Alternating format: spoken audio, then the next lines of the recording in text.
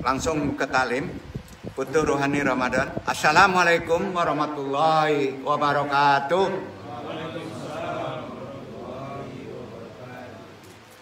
Jazakumullah khairan katsira. A'udzubillahi minasyaitonirrajim. Bismillahirrahmanirrahim. Alhamdulillah illadzi ja'allahu ramadana syahrul syami lil mukminin wa ja'alal qur'ana hudal lil muttaqin. Asyhadu an la ilaha illallah wahdahu la syarikalah al malikul haqqul mubin. Wa asyhadu anna Muhammadan abduhu wa rasuluh asyadiqul adil amin.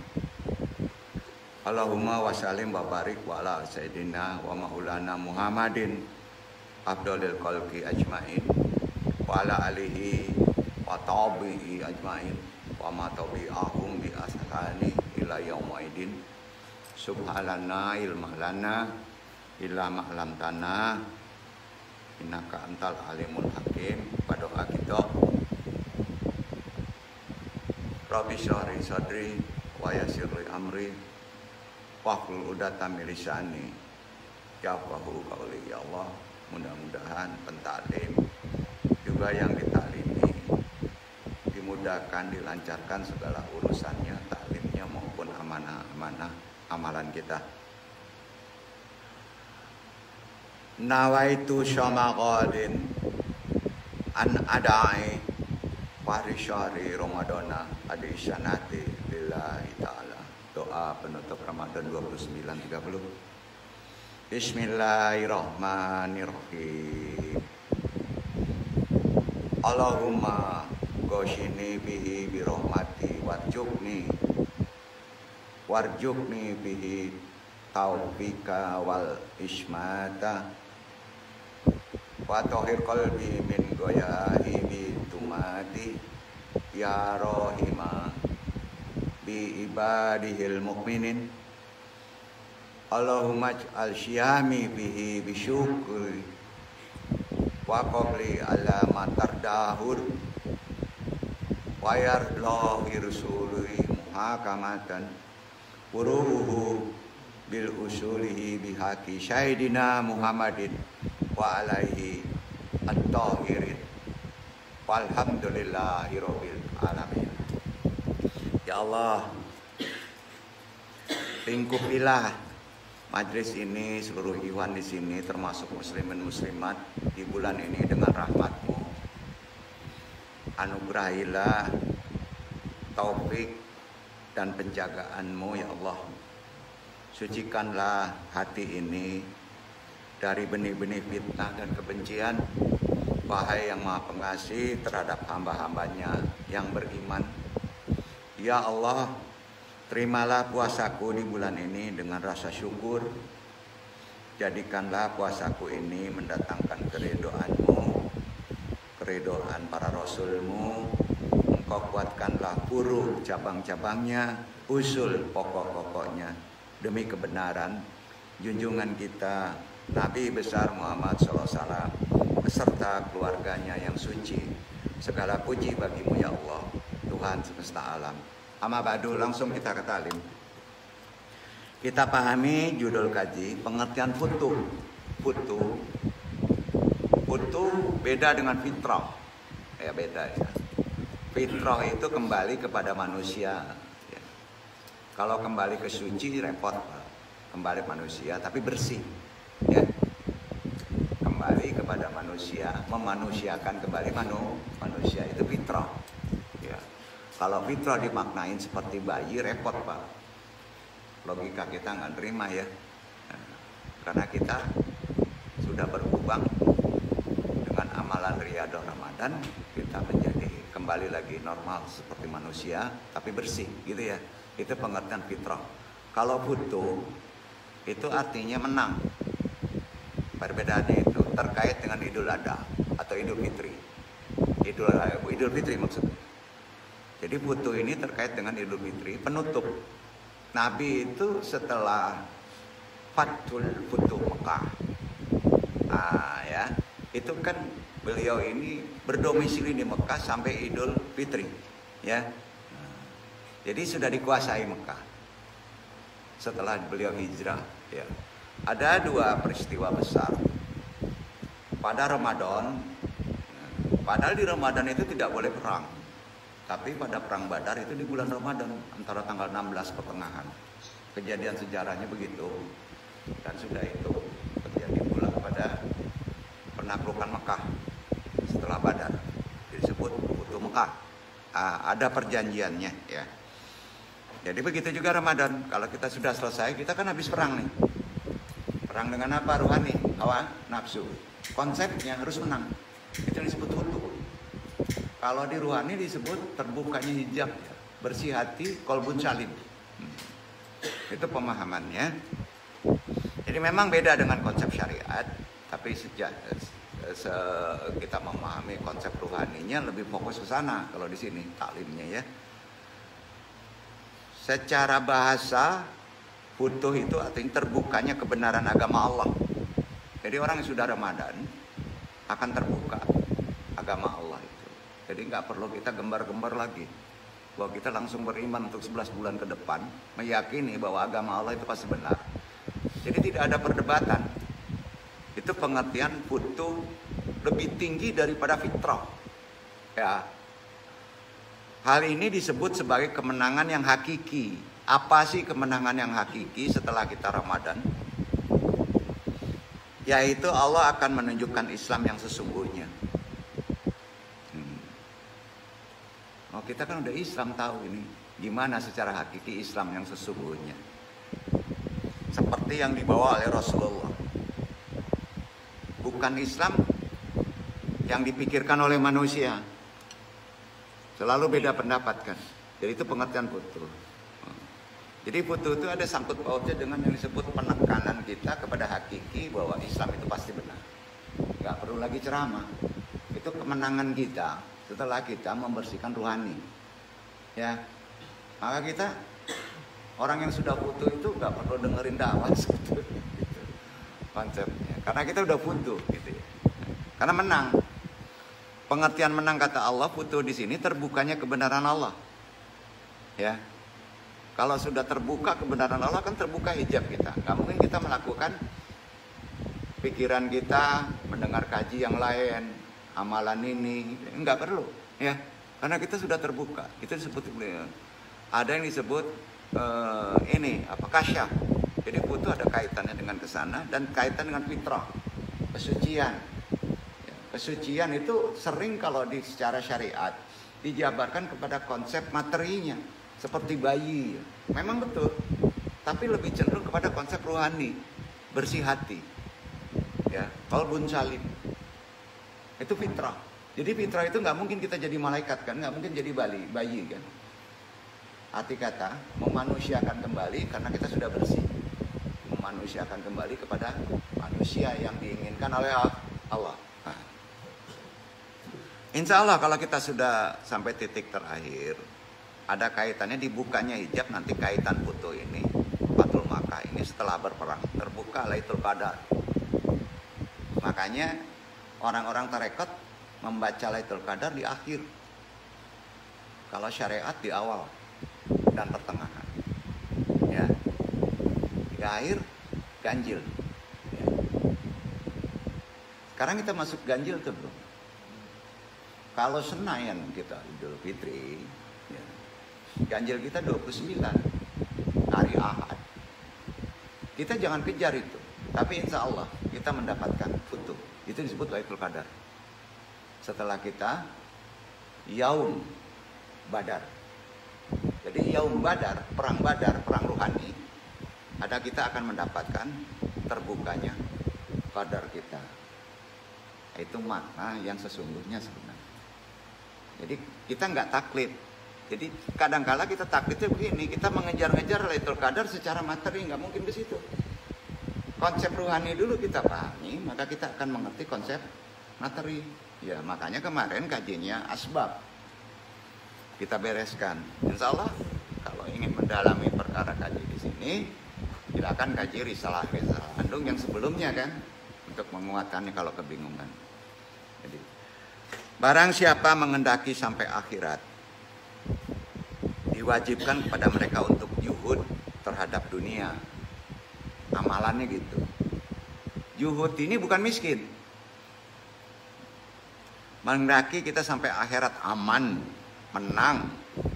Diwajibkan kepada kita ini hidup juhud terhadap dunia. Juhud dunia itu tidak hubud dunia, kemarin gajinya.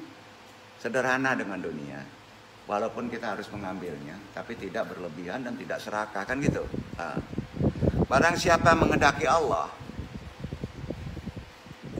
kalau Bapak mengendaki akhirat, maqamat Bapak masih di tengah. Tapi Bapak mengendaki Allah, barang siapa mengendaki Allah, wajib bagi antum semuanya, Iwan Andong sini, juhud terhadap amalan akhirat. Bingung gak nih? Jadi bapak-bapak jangan mengejar benar kapan surga, kapan negara, gimana bentuk Allah. Sederhana aja memahami konsep-konsep Allah. Itu juhud, ya. Jadi barang siapa mengendaki sampai akhirat, diwajibkan kepada mereka untuk juhud terhadap dunia. Barang siapa mengendaki Allah, wajib bagi mereka untuk juhud terhadap akhirat. Sebab itulah mereka harus mengesampingkan dunia dan akhirat. Di sini sering salah tangkap. Gak perlu ngaji Al-Quran lagi kan? Gitu kan? Bukan begitu. Ya, bukan begitu Pak. Makanya tadi Anda nggak zikir. Kalau bulan Ramadan, bapak-bapak jangan lakukan zikir wasilah, tawasul, khususon ilaruhi. Itu Ramadan. Misalnya hari Ramadan ya. Ini khusus Ramadan ya. Ramadan wa khususon ilaruhi Syekh Abdul Qadir Jailani wa khususon ilaruhi. Jangan. Kenapa? Karena Ramadan itu juga wasilah. Hargai Ramadan. Duduk Pak. Tadi kan Anda nggak zikir, tidak wasilah. Jadi selama Ramadan kita jangan berwasilah. Nanti kalau ketemu insya Allah kalau Allah menghendaki kita, yang menyampaikan doa kita yang paling makbul itu adalah ketetapan Allah di bulan Ramadan. Karena yang menyampaikan wasilah adalah bulan Ramadan. Ngapain ditumpuk-tumpuk Pak? Sebenarnya begitu. Kira-kira paham maksud antum kan? Karena Ramadan juga wasilah. Wasilah itu artinya pengantar. Makanya di bulan Ramadan itu doa kita makbul. Ya.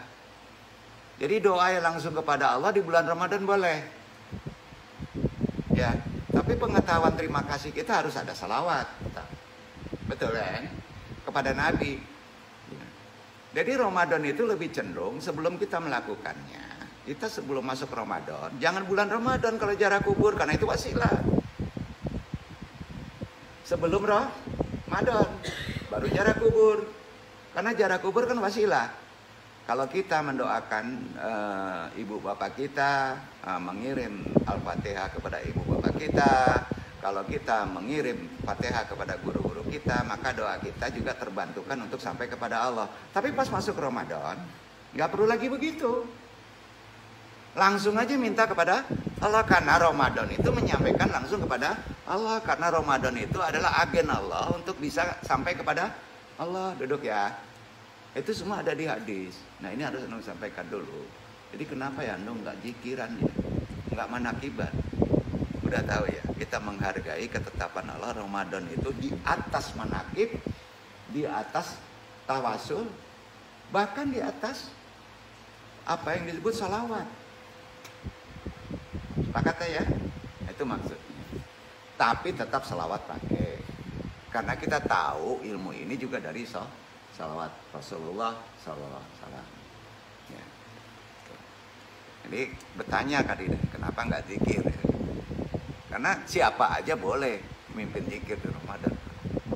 Karena rahmat Allah begitu. Maka tolong di bulan Ramadan mas, mumpung ada waktu 2 hari ini, minta sebenar-benar di Ramadan. Doa kita yang paling baik apa Pak Ramadan? Karena mepet 2 hari ini. Jangan minta selesai besok ya. Minta ketemu Ramadan lagi. Nah ya, minta ketemu Ramadan lagi. Kalau ada ilmu di Ramadan ke depan, sebentar pertama kita udah tahu, ini dia nih, semua doa kita makbul.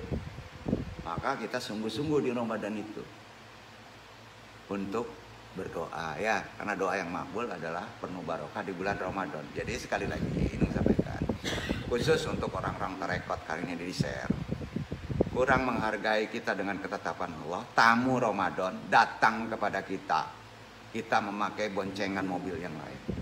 Paham ya? Kita lanjutkan. Jadi juhud semuanya, juhud dunia, juhud juga akhirat. Pengertian juhud akhirat ya tadi, kalau tawasul kan itu selalu menggunakan alam-alam rohani atau metafisika kan, dijuhudkan. Bukan dihilangkan, disederhanakan. Setar sudah masuk Idul Fitri, Bapak gunakan. Karena waktu itu, wakat itu kurang kuat. Ramadan sudah pulang. Ya, gunakan wasil. Gunakan tawasul, bisa pakai Syekh Abdul Qadir Jailani ya. Nah, sekarang tanya bulan Ramadan kuat tamu Ramadan atau kuat wasilah dengan Syekh Abdul Qadir Jailani? Ayo. Kuat tamu Ramadan. Penuh maghfirah. Itulah mereka harus mengesampingkan dunia, akhirat. Kalau orang lama menyebutnya basuluk. Ya, nah, kita nggak bisa bersuluk Pak untuk yang muda-muda karena kondisi kodrat zamannya. Jadi suluk kita harus cenderung kepada ruhani.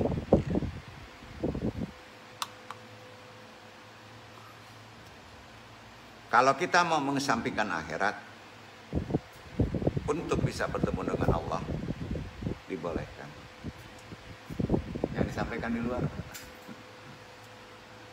Kita pengen ke akhirat kan? Tapi niat kita kalau ingin ketemu dengan Allah, kesampingkan amalan akhirat. Kunci futuh adalah guru. Kunci kemenangan adalah pemimpin. Kunci kemenangan adalah arti futuh itu menang. Ya. Idul Fitri menang. Maka pesta, bukan ke materi. Ajaran tasawuf menang kita harus ada di ruhani yang disebut hakiki. Kunci futuh adalah antum, khalifah. Kita khalifah. Ya. Khalifah punya prinsip kalau sudah Ramadan harus menang. Itu disebut futuh. Fatul Makkah. Dikuasai kota Makkah, betul? Dari kesyirikan, dari jahiliyah. Nah, untuk memahami kunci futuh dalam konsep pemahaman yang lebih dalam, tolong amalkan waktu kemarin yang disebut buka kasyaf. Ada doanya sudah, lebih banyak yang tahu ya. Nah. Jadi kalau bahasa mudanya kunci futuh adalah guru. Karenanya dalam amalan-amalan mursyid, seorang mursyid itu paling nggak suka, antum paling nggak suka ada murid yang melupakan gurunya. Karena kunci futuh terbukanya ilmu. Guru itu terbukanya ilmu kan. Rasulullah itu terbukanya ilmu kan. Ya. Jadi terbukanya futuh itu siapa Pak? Guru. Ya, guru. Karenanya seorang murid dan seorang guru ruhani, dan seorang guru spiritual, apalah bahasanya, harus memiliki kesamaan visi dalam upaya mencapai puncak spiritualitasnya secara ruhani Islami. Yaitu menuntun mencucikan jiwa dari segala kotoran dan hawa nafsu. Tajkiyat an-nafs min al-adron al-qalqiyah wal ahwa an-nafsiyah. Ini hadis. Nah, ini nggak dijabarkan secara syariat. Pengembaraan menuju puncak spiritual itu sebenarnya ada di hari-hari akhir Ramadan. Makanya sering menyebut mendekati 10 hari terakhir itu puncak spiritual yang disebut Lailatul Qadar. Ya. Ya. Kita akan mengalami disorientasi jika visi yang dibawa di luar dari tajkiyat an-nafs minal al-adron. Nah, itu qalqiyah wal ahwa an-nafsiyah. Kalau kita tidak bisa merem lagi hawa nafsu kita, termasuk antum kalah, tidak menemukan futuh. Nah, karena itu futuh itu kemenangan di akhir zaman untuk umat kita akhir zaman harus menang. Maka ada yang disebut wasilah kepada Al-Mahdi pada bukan konsep Ramadan. Bingung nggak nih ya? Agak bingung ya. Karena Al-Mahdi itu Imam Mahdi itu konsepnya adalah akhirul zaman, harus utuh. Jadi antum, hewan semuanya nggak perlu takut. Muslim pasti menang.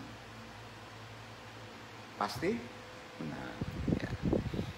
Jadi di akhir zaman kemenangan konsep utuh ini bukan berupa kemenangan dengan menguasai wilayah, ekspansi, NKRI harus utuh, bukan begitu. Nggak akan ketemu kalau konsep itu kemenangannya dikonsepkan kepada hukum materi atau kedudukan atau kekuasaan. Hal ini kan selama ini diburu. Itu konsep materi. Nggak akan menggigit konsep materi, terus akan berputar karena ada hukum asbab. Cenderung kepada pemimpinnya pada futur ruhani dulu. Duduk nggak? Beresin dulu. Futur ruhani memang terkait dengan al-akul karimah. Itu syariat. Tapi dalam konsep kandungan ini disebut talqin. Dibantu, dibereskan. Ya. Insya Allah kita butuh menang. Kita diburu, dicari, diperjuangkan. Tapi konsepnya ke materi sehingga pada akhirnya hanya menimbulkan konflik interest. Seperti apa yang terjadi sekarang. Kepada umat manusia konflik. Padahal menjadi perang saudara. Ya. Padahal bulan Ramadan. Hukum selanjutnya setelah Yaum Badar, Ramadan gak boleh perang. Gak boleh keluar darah. Jadi kalau kita lihat, karena ujung stres sekarang dunia ini. Betul kan? Panas. Padahal Ramadan. Kenapa? Karena tidak memahami konsep Islam. Futuh itu pada intern dirinya. Individu, bersihkan ruhaninya kan gitu. Maka beres materinya. Untuk kita gimana dong? Kalau sudah terjadi seperti ini yang pemimpin umat. Kita dulu beresin. Kita tidak terjolimi dengan konflik yang ada. Insya Allah. Jadi kalau ada yang ketakutan dengan konflik materi, perang, begini, beresin aja antum. Secara konsep ruhani, al-akul karimah beresin, amalan ilhamnya beresin, peluru nggak akan gigit antum. Islam tuh. Peluru nggak akan gigit badan antum. Karena badan antum diliputi meta nur fisika, meta nur spiritual. Secara hukum Islam nggak perlu pakai tameng-tameng. Demi Allah yang lu sampaikan ini. Dan itu terjadi pada perang Badar. Nah kita contoh perang Badar itu. Kan konfliknya intern Pak.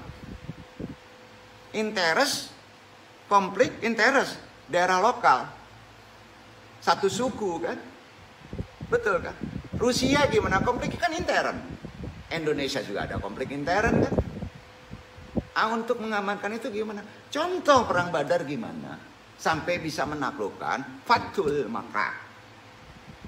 Ini yang nggak mungkin lah sejarah Islam tidak bisa dipakai sampai akhirul zaman bisa.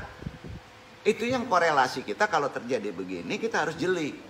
Kecerdasan dituntut. Apa sih tuntunan Quran? Kejadian Badar ada di Quran. Fathul Makkah ada di Quran. Perjanjian Hudaybiyah ada di Quran. Pelajari, amalkan. Nah, ini anu ngajarin supaya kita jadi presiden gimana menyelesaikan suatu konflik itu. Islam. Nah, pribadi aja. Kita gunakan secara ruhani. Ya. Tinggi banget kaji nggak? Nggak ya? Nggak ya? Insya Allah, pribadi aja gunakan. Insya Allah, nggak akan terluka karena terlindungi dengan metafisik. Metafisik itu di atas fisik. Ya ngaji ilmu kebal nih namanya. Enggak. Ilmu kebal itu nggak ada amalannya. Ilmu kebal itu halakul qarimah. Diajari bapak-bapak itu selamat kehidupan futuh menang setelah Ramadan. Berat ya? Iya kan menahan. Ramadan kan perang hakikinya. Perang paling berat di mana sih bro? Ayo. Perang paling berat. Bukan di luar. Diri kamu sendiri. Itu jihad paling akbar. Berat kan? Mengalahkan diri kan? Sungguh berat, Pak. Jadi Kaji Andung dibalik ke dalam ya. Ya memang begitu. Ketika terjadi Futuh Makkah, orang-orang Quraisy mengira dengan takluknya kota suci di tangan kaum muslimin, ya, orang Quraisy nih, orang-orang yang tidak mau tunduk dengan ajaran Islam, menganggap Rasulullah akan menduduki, menguasai sebagaimana penguasa seperti umumnya, ditaklukkan semua negeri, ikuti aturan Rasulullah. Selanjutnya Rasulullah, anggapan mereka, akan melakukan tindakan balasan atas apa yang telah diperbuat orang Quraisy. Kan begitu umumnya kan? Terhadap diri beliau beserta orang-orang beriman sebelumnya. Cemas. Maka pada ngunci pintu itu. Mereka ngunci pintu. Saat itu Rasulullah menghalaunya di depan Ka'bah. Kemudian beliau naik dan berdiri di depan pintu Ka'bah. Ini Ramadan memasuki Idul Fitri. Dalam khutbahnya beliau menyampaikan, aku bukanlah ingin menjadi raja. Hadis ini sahih. Aku tidak berambisi terhadap kekuasaan, tapi aku adalah utusan Allah. Nah, jadi kalau menaklukkan misalnya umpamanya sesama muslim, udah diri aja. Saya tidak akan membunuh antum. Saya ini utusan Allah, berani nggak?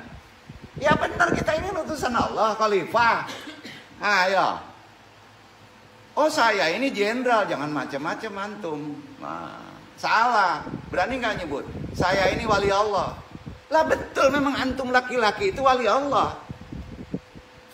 Sepakat. Udah ngedenger gitu jiper dia orang gitu. Buset ini. Ini wali Allah, memang benar wali Allah, khalifatullah. Seorang muslim laki-laki, siapapun juga tetap khalifatullah. Jadi niat aja, kalau niat antum yang terbaik apa? Jadi wali Allah. Betul? Itu yang terbaik, maka tunduk mereka.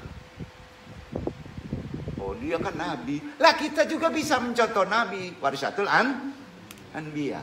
Ayo. Allah adil loh, nggak mungkin antum menaklukkan dunia, menaklukkan istri aja bengek antum. Kok kesini kajinya? Konsep puasa itu dikembalikan kita menjadi manusia yang berpotensi, menjadi manusia yang betul-betul tagih, gitu orang Minang kan? Harus jadi, itu disebut butuh, maka boleh Idul Fitri. Ajaran Nabi itu. Nggak enak juga, udah mau di ujung Ramadan dimarahin juga Manu. Enggak, kok blank gitu ya.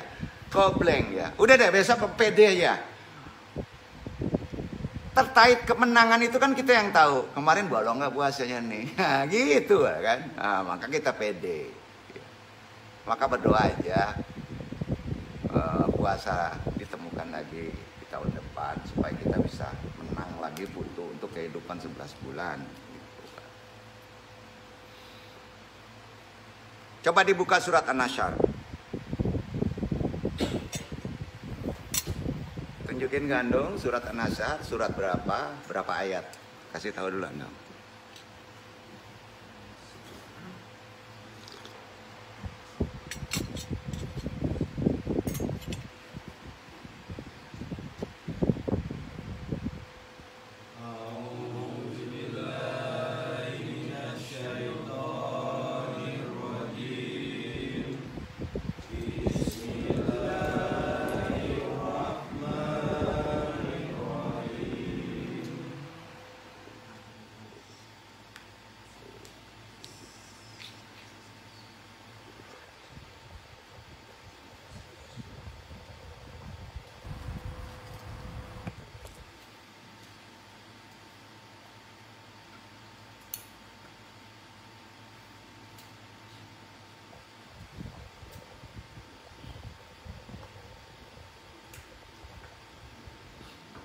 Berapa surat? Surat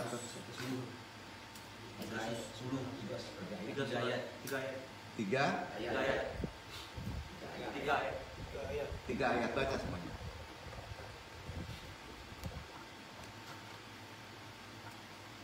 Iza jaa nasrullahi wal fath wa ra'aitan nasa yadkhuluna fi dinillahi afwaja fasabbih bihamdi rabbika wastaghfir innahu kana tawwaba. Apabila telah datang pertolongan Allah dan kemenangan, dan kamu lihat manusia masuk agama Allah dengan berbondong-bondong, maka bertasbihlah dengan memuji Rabbmu dan mohonlah ampun kepadanya. Sesungguhnya Dia adalah Maha Penerima Taubat. Apa? Kalau cemas di medan peperangan, ya, pengen menang baca itu. Ayo. Itu ayat ayat Idul Fitri itu. Seharusnya itu yang dibaca. Kok banyak syariat nggak dibaca ini? Itu kan konsepnya kemenangan, bukan pesta. Daging, makan kue, itu materi ruhani. Duduk ya, ismu aja gitu. Tolong ya kalau itu untuk kemenangan kita itu butuh. Karena gini, Nabi itu pas sudah ditaklukkan kota Makkah, aku utusan Allah, menyampaikan risalah Allah. Kata Nabi, kepada kalian kaum Quraisy, saudara-saudaraku, maka pada hari ini aku bebaskan kesalahan-kesalahan kalian. Enggak mau jadi pemimpinnya, enggak mau. Tapi berani enggak bisa ngomong ini. Suatu daerah konflik, naik, saya utusan Allah. Aku bebaskan kalian semua dari kesalahan-kesalahan kalian. Nggak berani dijamin deh. Emangnya siapa antum gitu. Tapi kalau antum betul rohaninya, berani ngomong gitu beres. Pertanyaannya, Pak, ajarin Pak Jokowi ya, presiden kita, suruh ngomong gitu tuh. Beliau kan marah, iya kan? Betul kan? Yang talkin siapa? Beliau yang talkin Lamanu aja bilang gitu. Nah, zamannya ini rame. Ini kan di set. Berani ngomong. Kasihan banget sekarang. Konflik kita kok aneh-aneh. Kita muslim ini ya, khalifatullah. Percaya enggak? Akhirul zaman itu khalifatullah. Bapak-bapak ABRI ya, militer ini penting. Beresin dulu rohani kita, menang. Ya, insya Allah kita lanjut dulu. Kok ini ngajinya? Ini ada yang ketakutan kayak gini, masalahnya ini. Enggak, bukan yang duduk di sini, Pak yang di sana. Takut mati, ya aneh. Ayatnya apa Nasar gitu ya? Nah, 3 ayat. Terkait dengan futut, terkait dengan kemenangan agama Allah, betul kan? Menang kan agama Allah, Muslim harus menang. Hati orang-orang Quraisy setelah mendengar pidato Rasulullah, dia tidak mau jadi presiden, dia memaafkan orang Quraisy yang menjahili kita, kan gitu intinya. Itu yang menang. Konsep Islam ajarannya tidak kital, sepakat? Tidak kital. Hati-hati. Jangan ada kital, jangan ada perang. Apalagi Ramadan, marah aja nggak boleh. Maka kita menang. Yaumul Badar, maka antum futuhul Makkah. Menang menguasai kejahilian pada diri. Paham ya? Itu konsep kita sudah Ramadan.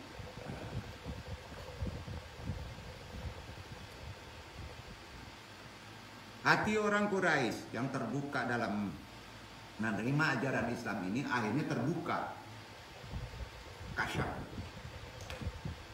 Padahal waktu itu menolaknya.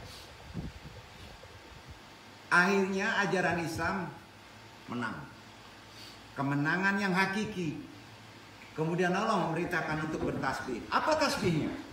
Kalau kita merasa menang tasbihnya, kata Rasulullah, hadis ini sahih, siapapun juga lakukan setelah Idul Fitri. Awal memasuki Idul Fitri, takbir, takbir, takbir kan gitu. Selesai takbir, apa yang disuruh Nabi? Fasyabi bihamdi rabbika wastaghfirhu. Itu takbirnya. Kasih tahu yang lain. Setelah kita pulang dari Idul Fitri, baca fasyabi bihamdi rabbika wastaghfirhu. Maka kita dikuatkan agama itu sebagai konsep kemenangan. Gimana ayatnya? Ya tadi Anasya, petik aja artinya ada gitu. Sampai ya? Motivasi kita, Allah akan menolong. Tuntunan Islam ketika mendapatkan kemenangan yang hakiki. Sadarnya orang-orang keras kepala, orang Quraisy dimengkakan kare kapado, Pak. Betul kan? Adalah dengan bertasbih, tahmid, istighfar. Bukan bertepuk tangan atau pesta pora. Enggak ajaran Islam. Kebanyakan umat Islam hari ini menganggap kemenangan Islam itu dalam bentuk diraihnya kekuasaan. Dangkal bener ilmu kita. Islam ajaran ini tidak memaksakan menjadi khalifah, menjadi satu-satunya yang menguasai dunia. Tidak begitu. Bukan begitu. Atau melimpahnya harta, bukan begitu. Padahal yang dimaksud dengan futuh, kemenangan di Islam di akhir zaman adalah dibukakan kebenaran Islam yang sesungguhnya ke dalam hati orang-orang yang ingkar. Itu kata Nabi. Dibukakan hati-hati orang yang ingkar, yang ada di Rusia, yang ada di Papua, yang ada di Aceh. Maka dia tidak akan melakukan qital. Sepakat nggak tuh? Minta kepada Allah. Dalam rangka menyambut futuh Islam Idul Fitri. Nah ini belum Idul Fitri, tapi 2 hari lagi. Karena nanti ketemunya kita melakukan kemenangan secara materi kebanyakannya. Anu hanya menyampaikan kemenangan secara rohani. Ya. Jadi kemenangan itu dalam konsep Islam, futuh Islam, Fathul Makkah, sesungguhnya perlu diwujudkan dengan perjuangan yang maksimal. Apa itu perjuangannya? Qital Badar. Kalau di kita puasa 30 hari. Kan itu udah selesai nih. Hampir selesai kan? Ya. Maksimal enggak? Kata Nabi gitu. Masa perjuangan Nabi bersama para sahabat secara fisik berapa lama? 21 tahun untuk menyelesaikan kekafiran jahiliyah Mekah. 21 tahun. Setelah turun ayat hanya 30 hari gitu. Ini jangan-jangan kita ganjang-ganjong kayak begini di negeri kita, di sana perang, di sini perang. Nah, enggak maksimal puasa kita para umaro. Maaf ya, maksimalkan umaro kita. Kita ini umaro dengan konsep masing-masing. Maksimalkan kita perang kita pada diri kita. Takut Allah nanti menentukan selesainya 21 tahun, nggak repot. 30 hari. Islam benar-benar terwujud nyata sebagai agama yang mempersatukan, toleran, jauh dari sikap tindakan ekstrim, menanamkan nilai-nilai yang luhur, membangun masyarakat yang baik. Islam dihadirkan oleh Allah dalam kehidupan sehari-hari, bukan hanya dalam bentuk ayat per ayat, surat per surat, tapi dalam bentuk materinya dididik 22 tahun, melahirkan kehidupan berumah tangga, bermasyarakat, berekonomi yang baik bagi para sahabat radhiyallahu anhum yang digembleng selama 22 tahun. Itulah disebut futuh, adalah sebagai bukti kebenaran dan kemuliaan ajaran Islam. 22 tahun. Jadi pentingnya meraih terbukanya mata hati rohani kita. Prioritaskan itu. Kemarin amalannya secara rohani setelah Ramadan. Itulah yang disebut secara syariatnya namanya fitrah. Apa? Fitrah. Secara rohani futuh. Betul? yang artinya menjadi makhluk manusia kembali, yaitu memanusiakan kembali manusia. Kalau orang di masjid gimana? Fitrah kembali lagi seperti bayi yang baru lahir, bingung kita. Logika kita bisa menerima nggak? Kalau yang menerimanya itu orang itu pendidikannya misalnya nggak sampai pemahaman intelektual bahwa ayat itu iktibar makna, bayi mungkin bawa balik di bayi. Nggak kayak kemarin udah singgung. Karenanya makna fat, al-fat tadi disebut ya, al-fat tuh. Ada yang duduk ini katanya saudaranya al-fat. Jamaknya futu. Jamaknya futu. Jadi al-fat yang duduk yang ngasih tahu supaya menang terus ya, betul menang terus. Antum kalau punya anak kasih aja fat, futu. Tapi nggak enak nyebutnya ya. Jamak tuh futu. Semua harus menang umat muslim. Adalah terbukanya mata hati, itu intinya. Dalam penerimaan kebenaran. Diajarin mandum, keterima nggak? Itu futu. Betul. Hati menjadi apa? Menjadi tenang. Kalau Quran menyebutnya qalbun salim. Ya, konsep bahasa yang beda. Qalbun salim bersih kembali setelah dididik 30 hari. Ya. Dibersihkan dengan adab-adab Ramadan. Jadi memang mayoritas ulama menafsirkan dengan kemenangan. Ya. Tapi prioritasnya rohani. Makna kemenangan sesungguhnya adalah terbukanya hati manusia sehingga manusia menerima kebenaran. Itu yang benar. Konsep Idul Fitri. Lebih kemana kok? Lebih ke badan rohani. Bukan berupa kejayaan, meraih kekuasaan, sumber daya alam dari pihak lain. Bukan. Bukan ke situ. Kita mengenal hari Id sebagai hari kemenangan. Karena pada hari itu seluruh orang-orang beriman, siapa saja yang beriman, kalau merasa menang, harus tunduk melaksanakan perintah Allah 11 bulan ke depan. Itu konsepnya. Harus tunduk 11 bulan ke depan. Ketemu lagi roh. Sehingga diberi ampunan dosa. Pertanyaannya sudah Idul Fitri, antum diampuni dosa enggak? Nawaitunya naikkan hukum wakatnya. Bahwa kita harus tunduk kepada aturan Allah, maka diampuni dosa. Yang setahun. Disinilah baru diiktibarkan seperti kesucian bagai bayi baru dilahirkan. Baru masuk. Inilah pengertian makna futu yang lebih dalam dari fitrah atau kemenangan yang sesungguhnya. Lebih cenderung kepada faktor qalbun salim. Makna dalam ayat selanjutnya disebut liyaqfira laqallahu mataqadama min janbika wa matakhara. Dengan terbukanya hati menyebabkan ampunan atas segala dosa, baik yang terdahulu maupun yang terakhir. Selama hati kita ngeres, walaupun puasa antum putus, tetap tidak akan diampuni dosa. Allah tidak melihat lahirnya, tidak melihat bagusnya puasa. Allah melihat hatinya. Khalasyah. Setuju Pak?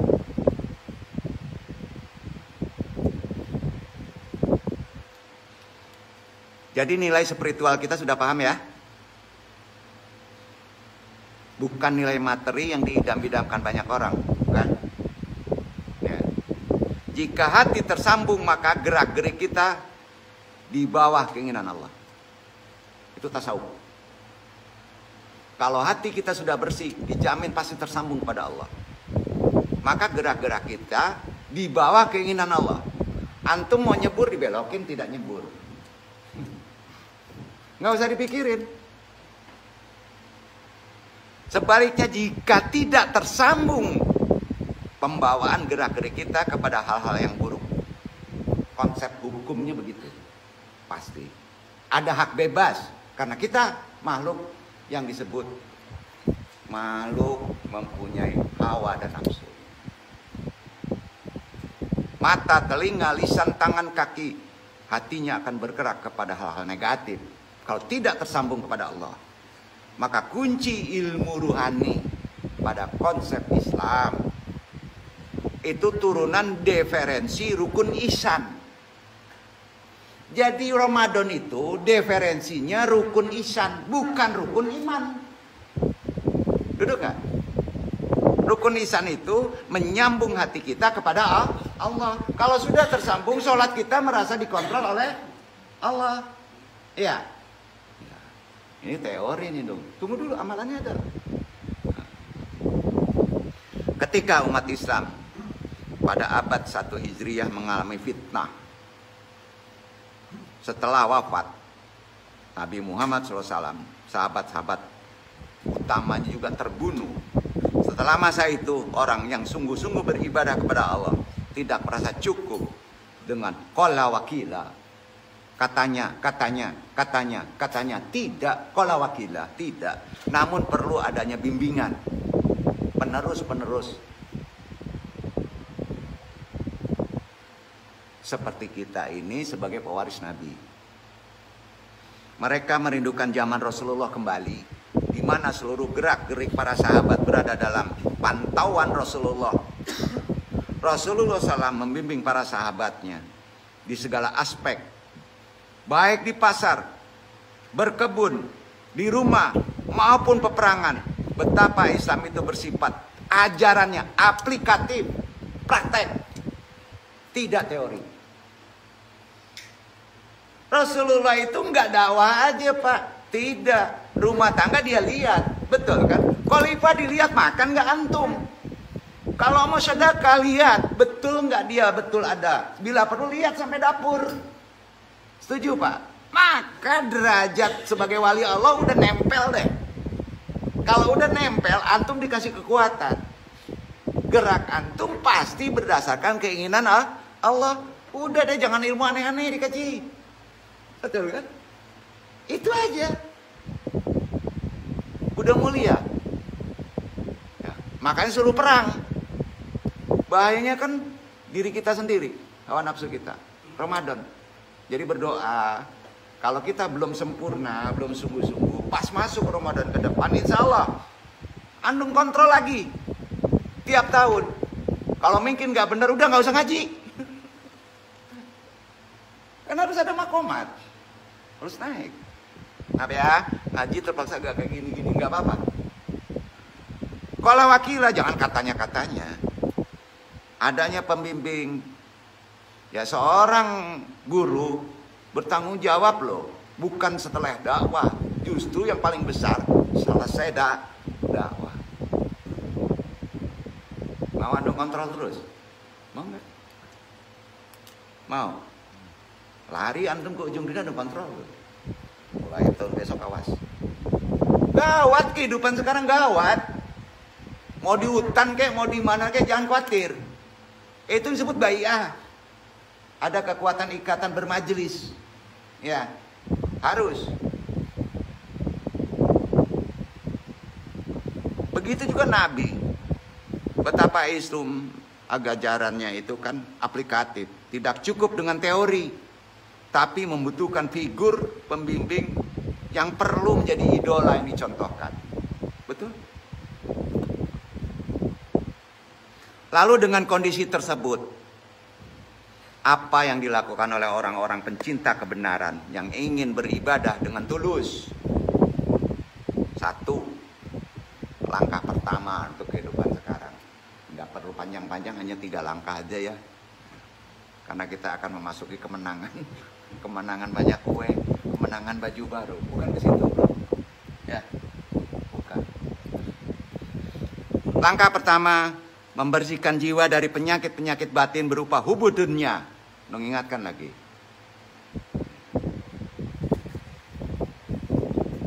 Cinta yang berlebihan mengalahkan cinta kepada Allah. Mengingatkan lagi.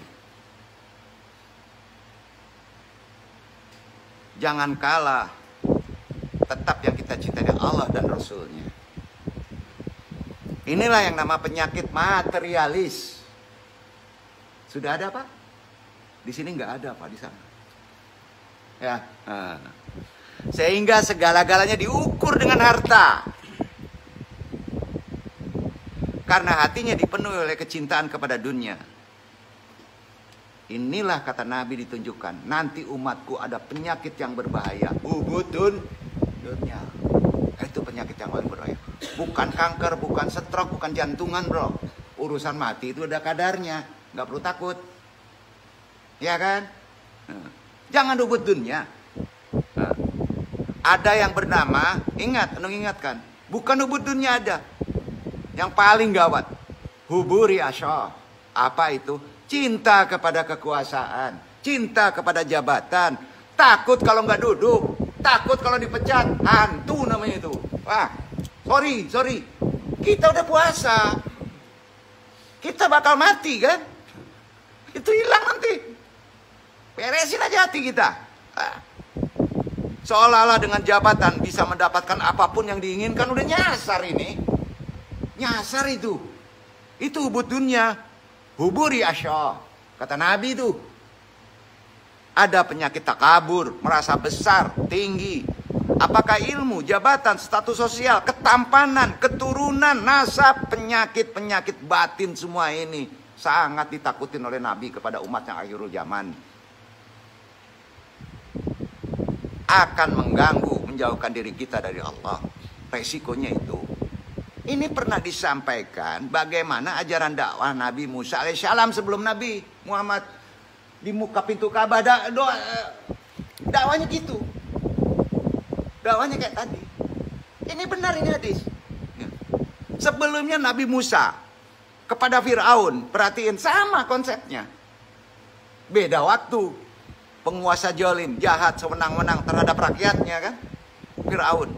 Yang didakwakan pertama kali kala itu adalah, sudikah kiranya kamu membersihkan jiwamu dari penyakit-penyakit batin? Kepada Fir'aun. Fir'aun itu dikuasai oleh penyakit takabur. Sehingga tindakan menjadi sewenang-wenang. Jika engkau sudi membersihkan kesombongan, hubud arisyalah, maka akan aku hantarkan aku kepada Tuhanmu. Kalau hilang takabur, akan aku hantarkan hai Fir'aun kepada Tuhanku, Tuhan kamu. Itu kata Nabi Musa. Seorang tidak akan sampai kepada Allah jika hatinya tertanam rasa takabur. Engkau akan takluk, malu terhadap Tuhanmu. Inilah materi pertama yang didakwakan Nabi Musa kepada Fir'aun, berupa pembersihan kolbu dari penyakit batin. Kembali kepada uraian semula yang sampaikan tadi, sambungannya. Ketika itu ada seorang yang tidak puas dengan katanya dan katanya kola wa kola, tanpa adanya figur pembimbing, maka langkah pertama yang dilakukan mereka adalah pembersihan jiwa, tazkiyatun nafs, yang diiringi dengan upaya mengolah rohani yang disebut riyadhah ruhiyah. Pasti antum futuh, menang, berhak dapat Idul Fitri. Hancurnya sendi-sendi sosial, pranata ekonomi maupun kehidupan masyarakat bernegara karena manusia dikuasai penyakit batin tadi. Solusinya kan ramadan. Iya kan? Berarti kita kalau masih terjadi juga Idul Fitri, masih nongol juga misalnya masker, masih juga di swab, nggak ada yang nggak bener nih puasa kita, betul kan? Kemarin kan puasa juga. Tapi mungkin menjadi kan. Jangan salahin rakyatnya dong. Koreksi di umarohnya. Kita juga umaroh. Pada skop yang lebih kecil. Langkah kedua. Nasihat dong ya. Kata kita kali Idul Fitri. Jangan lupa zakat fitrah. Enggak ya? Enggak lupa kan? Tolong. Zakat fitrah itu jangan dipatok per orang ya. Kalau ada orang yang sulit zakat fitrah, kita tumbok, istilah ditumbok. Itu boleh. Bantu. Sampai Pak? Langkah kedua, menghiasi jiwa hati dengan keindahan-keindahan. Ajaran Nabi disebut secara rohani, konsepnya butuh hifiyatul qalbi. Hiasi jiwa kita, hiasi hati kita dengan keindahan-keindahan. Dari jiwa kotor yang telah dibersihkan dengan kontinu selama 30 hari. Lalu dihiasi dengan sifat-sifat Allah yang mulia. Tahu sifat Allah yang mulia? Antum setelah Idul Fitri, konsep kedua dalam ajaran rohani Islam, boleh antum ambil tuh yang 99. Al-Asmaul Husna. Nggak perlu nunggurai. Ya, ambil aja. Maka boleh disebut Allahu Akbar. Perang, getokin orang karena besar. Nah, gitu Pak. Tapi setelah bersih, iya kan? Jangan dalam kotor. Allahu Akbar yang naik nafs. Karena yang memimpin kita itu kan banyak Pak. Manusia kan secara normal. Maka kita boleh mengambil Asmaul Husna. Paham maksud Anda? Itu konsep kedua. Tasbiyatul qalbi. Hiasi hati kita dengan sifat-sifat nama-nama Allah yang ada di Al-Quran. Asmaul Husna. Langkah ketiga langsung aja ya. Setelah kedua tahap tersebut kita lakukan, masuklah keningkatan pada tahap ketiga. Tajzibul akhlak. Wujudkan akhlak mulia ke berbagai aspek kehidupan. Yang disebut goyatut tasawuf huwa akhlakul karimah. Tasawuf di sini puncak tasawuf, puncak ruhani pada muslim adalah akhlak yang mulia, akhlakul karimah. Ya. Baik terhadap diri, keluarga, tetangga, masyarakat, bahkan binatang dan alam semesta. Nah, ini orang main gaplokin sama kucing. Jangan. Udah tetangga berantem terus, kucing digaplokin pula. Enggak dipraktekin. Yang ketiga itu kan prakteknya. Insya Allah mudah-mudahan doain semuanya bisa sampai ke akhlakul yang mulia, akhlakul karimah. Goyatu tasyaf buah akhlakul karimah. Itulah jalan rohani. Ya. Karenanya buah dari ketiga tadi ada buahnya. Buahnya apa? Buah futuh itu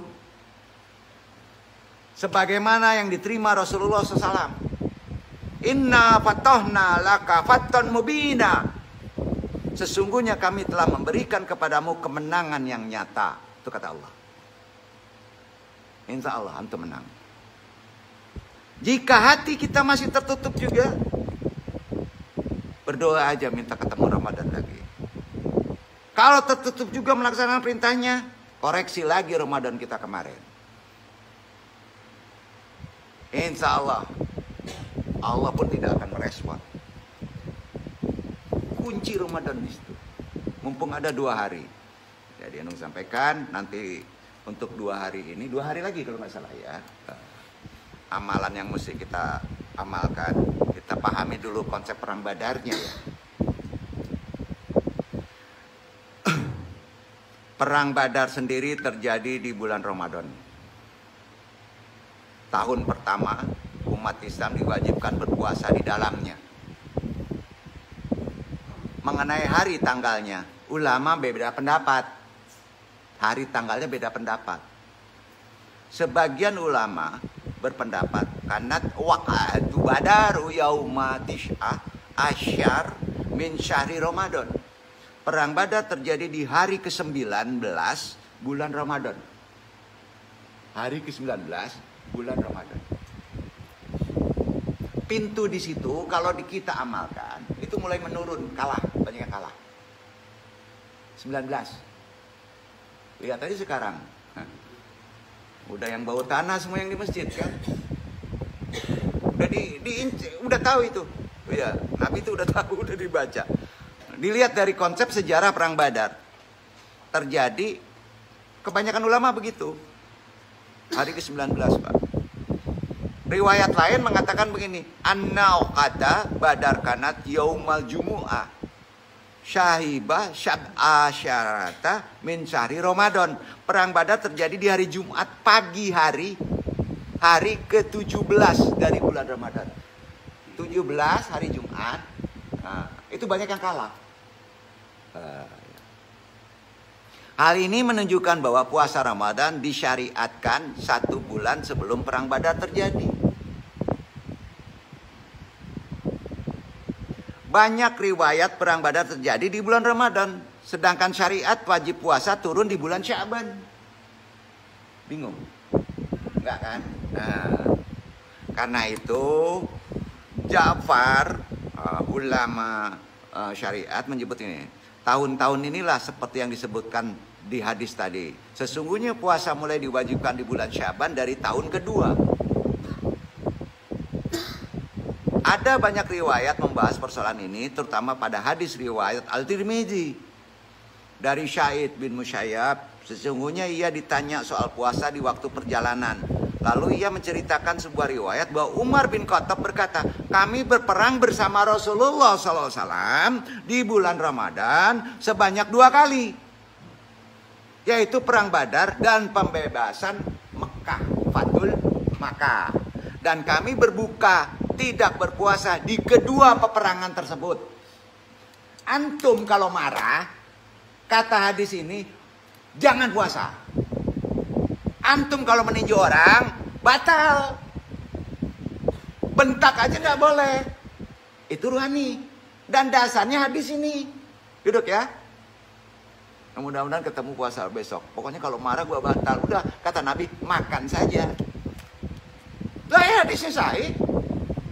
Nah, coba kita koreksi, ada yang marah nggak?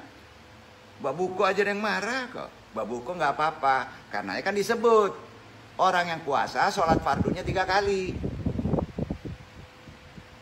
Iya, betul ya. Betul. Jangan disampaikan di luar, nanti jadi masalah. Ya karena puasa siang hari Pak. Ketemunya 3 kali ya.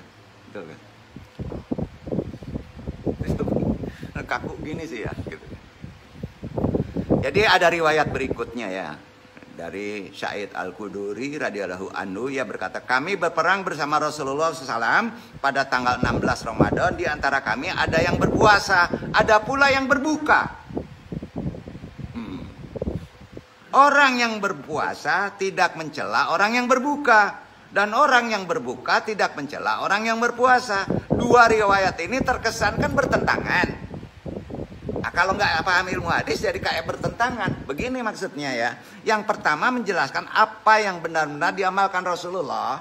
Dan yang kedua menjelaskan realitas di kalangan sahabat yang tergabung dalam pasukan Islam.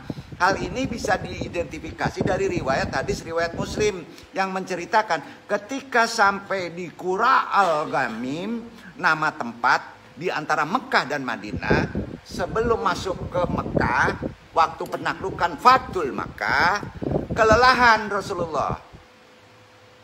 Sudah itu Rasulullah langsung meminta 1 kantong air setelah sholat asyar. Langsung meminta, ini hadis sahih. Dan meminumnya di muka pasukannya. Kemudian salah satu sahabat berkata, inna ba'dan nashqad syama. Sehingga orang masih tetap berpuasa. Walaupun Nabi berpuasa. Nabi berbuka. Ada yang masih berpuasa.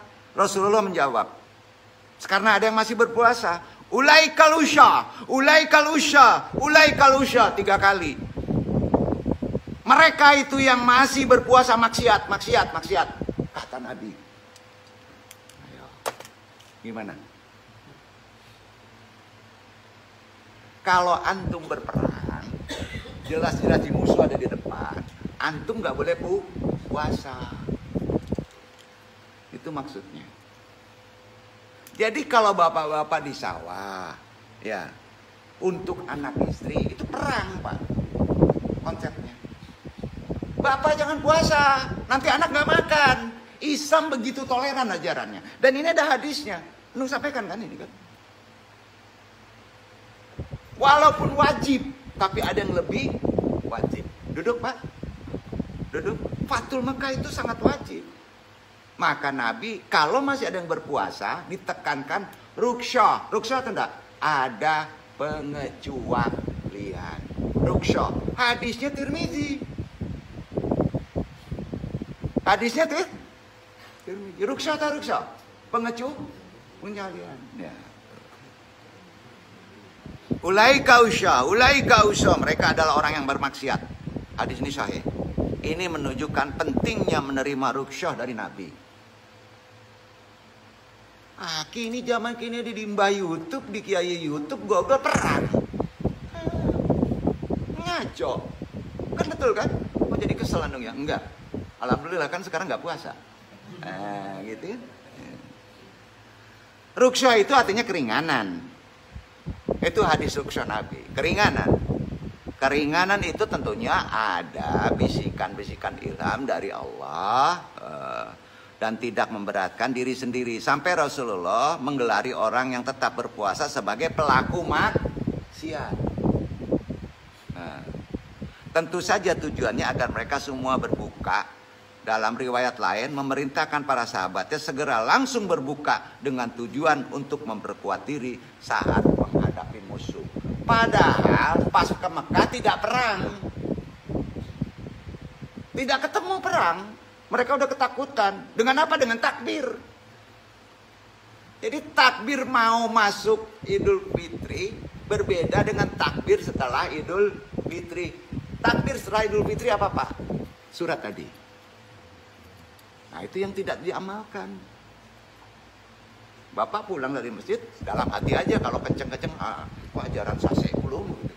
Kan susah juga kan. Ini zaman sekarang. Ya. Jadi amalkan aja dalam hati. Insya Allah antum dituntun. Ya. Jadi tujuan supaya berbuka. Rasulullah tidak tahu kalau itu tidak akan terjadi perang. Biarpun Nabi itu ada batasan ketidaktahuan. Karena tahunya Nabi setelah ada petunjuk dari Allah. Saya dapat ilham dari mursyid antu balau katanya. Maka harus begini katanya. Udah pusing zaman sekarang ini. Nabi aja begitu. Jadi dia jelas dengan tujuan untuk memperkuat diri saat menghadapi musuh. Kalau terjadi peperangan, artinya apa Pak? Nabi nggak semuanya tahu kan? Bukan mengecilkan Nabi. Disitulah kemuliaan Nabi. Segala sesuatunya harus melalui petunjuk Allah. Bukan petunjuk Mbah Mursyid ya. Bukan ya. Jadi itulah riwayat hadis Imam Muslim. Jelas sahih deh hadisnya. Yang Anu sampaikan itu. Itulah ruksha. Dispensasi keringanan. Karena itu sebagian dari kita tetap berpuasa dan sebagian lainnya berbuka. Maka setelah masih berpuasa dianggap maksiat. Ya, maksiat. Kemudian tutup kaji. Setelah singgah di tempat lain, Rasulullah kembali bersabda, sesungguhnya kalian sudah berada di tempat musuh dan berbuka lebih menguatkan kalian, maka berbukalah, dan inilah bukanlah ruksha. Udah sampai di tempat musuh nih. Sesungguhnya kalian sudah berada di tempat musuh sampai di Mekah, ya. Dan berbuka lebih menguatkan kalian, maka berbukalah. Karena sebanyak itu belum masuk maghrib itu. Sebanyak itu masih ada yang mungkin berpuasa tidak terkontrol, dan ini bukanlah ruksha. Dispensasi, maka kami pun semuanya berbuka, baru takbir, baru masuk azan maghrib. Setelah itu dakwah yang disebutkan yang tadi. Itulah inti dari pengertian kemenangan dalam konsep hadis yang sahih yang perlu Anda sampaikan menghadapi Idul Fitri. Insya Allah kalau masih dipanjangkan umur 2 hari lagi, dan kita mohon kepada ibadah semuanya tolong amalkan apa yang dituntut langkah 1, langkah 2, langkah 3 menurut Rasulullah. Konsep zamannya seperti itu. Wabillahi taufiq hidayah. Banyak maaf, mudah-mudahan bermanfaat. Wassalamualaikum warahmatullahi wabarakatuh. Waalaikumsalam.